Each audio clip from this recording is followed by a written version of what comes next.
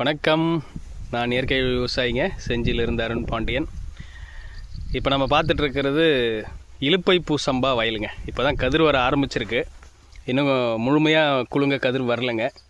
இப்போ தான் கொஞ்சம் கொஞ்சம் கதிர் வந்துட்டுருக்கு. ஒரு 50% வந்து கதிர் வந்துடுச்சுங்க. சரியாக இந்த நாட்கள் பார்த்திங்கன்னா 78 நாள் ஆகுதுங்க நடவு நட்டு. செப்டம்பர் 8ஆம் தேதி நம்ம சாலை நடவு எந்திரம் மூலமாக நடவு நட்டோம். நாற்று விட்டது பார்த்திங்கன்னா ஆகஸ்ட் 23ஆம் தேதி. ஒரு 17 நாட்கள் கழித்து செப்டம்பர் 8ஆம் தேதி நம்ம நடவு நட்டோம். இன்றைக்கி வந்து நவம்பர் 20.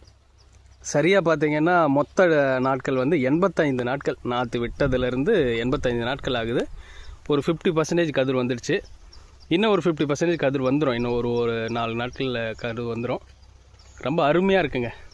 கிட்டத்தட்ட பார்த்திங்கன்னா ஒரு 5 அடிக்கு மேலே வளர்ந்துருக்குங்க.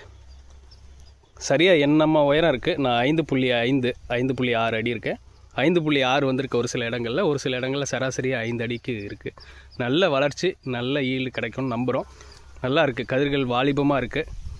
எந்திர நடவு, கைக்களை 2 கைக்களை எடுத்துருக்குறோம். இடுபொருட்கள் நம்ம எப்போவும் எதுவும் கொடுக்கறது இல்லைங்க. அதே போல் நம்ம இந்த தெளிப்பு வந்து ஊட்டம் வந்து தெளிப்பு நம்ம எதுவும் தெளிக்கலை. பூச்சி கட்டுப்பாடுக்கும் நம்ம எதுவும் தெளிக்கலை.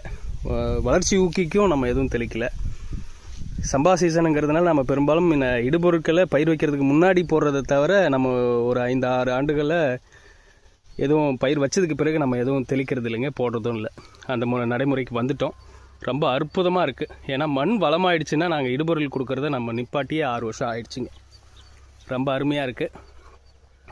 கதிர்களை பாருங்கள், ரொம்ப அருமையாக இருக்குது. நன்றிங்க.